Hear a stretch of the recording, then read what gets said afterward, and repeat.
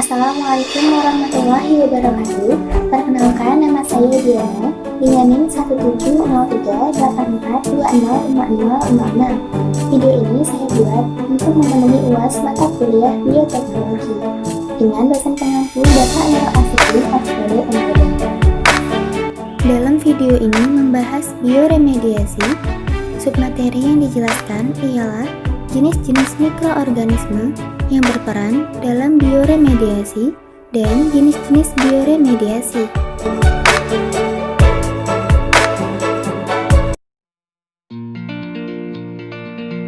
Jenis-jenis mikroorganisme yang berperan dalam bioremediasi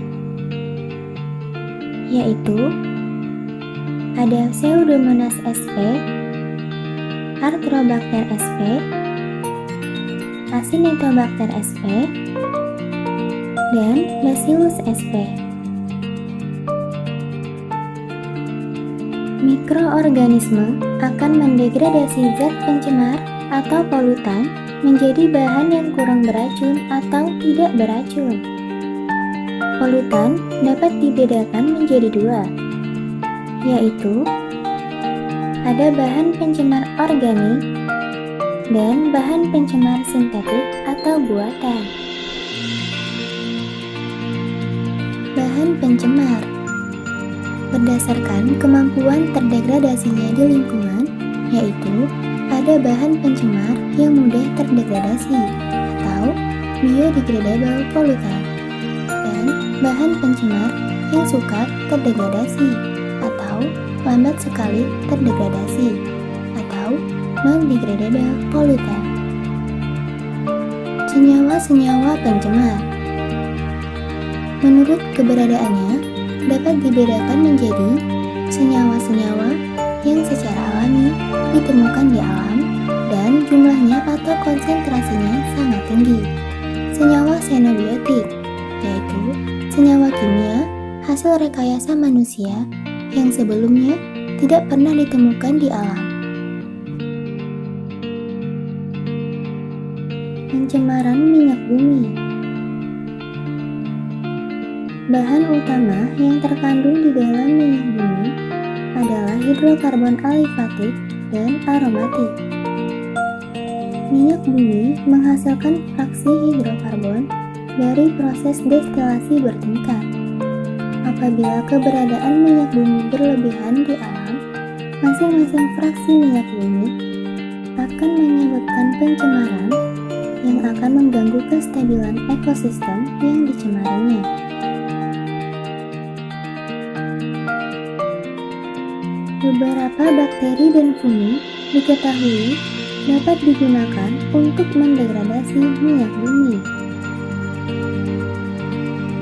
Bakteri hidrokarbonoplastik yaitu bakteri yang dapat menguraikan komponen minyak bumi karena kemampuannya mengoksidasi hidrokarbon dan menjadikan hidrokarbon sebagai donor elektronnya. Adapun contoh dari bakteri hidrokarbonoplastik yaitu bakteri dari genus Atromobacter, Atrobacter, Acinetobacter, Actinomyces, Pheromonas, Brevibacterium, Lavobacterium, Moracella, Klebsiella, Xanthomyces, Pseudomonas, dan Bacillus.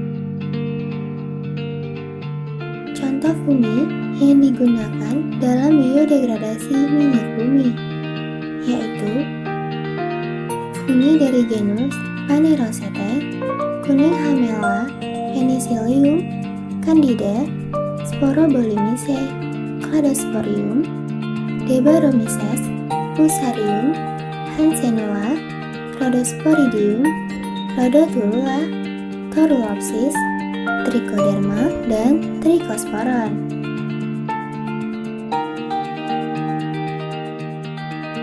Pencemaran logam berat.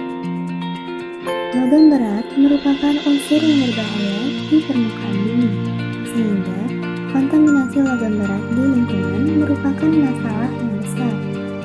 Mikroba mengurangi bahaya pencemaran logam berat dapat dilakukan dengan cara yaitu detoksifikasi, biohidrometalurgi, bioleaching, dan bioakumulasi.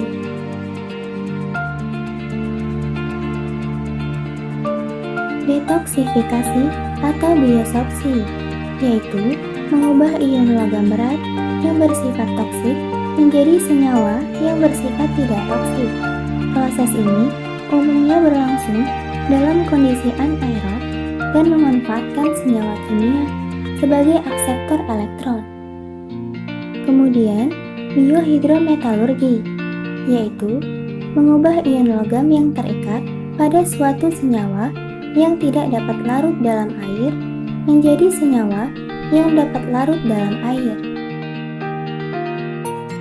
Kemudian bioleaching yaitu aktivitas mikroba untuk melarutkan logam berat dari senyawa yang mengikatnya dalam bentuk ion bebas. Biasanya, mikroba menghasilkan asam dan senyawa pelarut untuk membebaskan ion logam dari senyawa pengikatnya. Proses ini biasanya langsung diikuti dengan akumulasi ion logam. Bioakumulasi merupakan interaksi mikroba dan ion-ion logam yang berhubungan dengan lintasan metabolisme. Interaksi mikroba dengan logam di alam adalah imobilisasi logam dari fase larut menjadi tidak atau sedikit larut, sehingga mudah dipisahkan. Jenis-jenis bioremediasi yaitu ada biostimulasi, bioaugmentasi, bioremediasi in situ, dan bioremediasi ex situ. Biostimulasi yaitu memperbanyak dan mempercepat pertumbuhan mikroba yang sudah ada di daerah tercemar dengan cara memberikan lingkungan pertumbuhan yang diperlukan, yaitu penambahan nutrien dan oksigen. Kemudian bioaugmentasi, yaitu penambahan produk mikroba komersial ke dalam limbah cair untuk meningkatkan efisiensi dalam pengolahan limbah secara biologi. Cara ini paling sering digunakan dalam menghilangkan kontaminasi di suatu tempat. Kemudian, bioremediasi in situ, yaitu bioremediasi yang dapat dilakukan langsung di lokasi tanah tercemar, atau proses bioremediasi yang digunakan berada pada tempat lokasi limbah tersebut. Proses bioremediasi in situ pada lapisan surface juga ditentukan oleh faktor biokimiawi dan hidrogeologi. Selanjutnya, bioremediasi ex situ, yaitu bioremediasi yang dilakukan dengan mengambil limbah tersebut lalu ditreatment di tempat lain. Setelah itu, baru dikembalikan ke tempat asal, lalu diberi perlakuan khusus dengan memakai mikroba.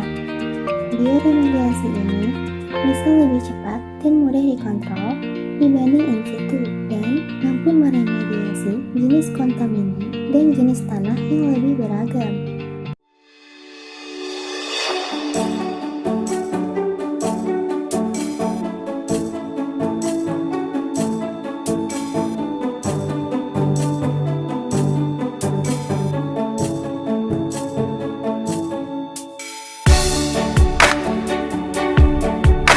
Baiklah, itu saja yang dapat saya jelaskan. Terlebih dan terkurang, saya mohon maaf. Untuk kata, wabillahi taufiq wal hidayah. Wassalamualaikum warahmatullahi wabarakatuh.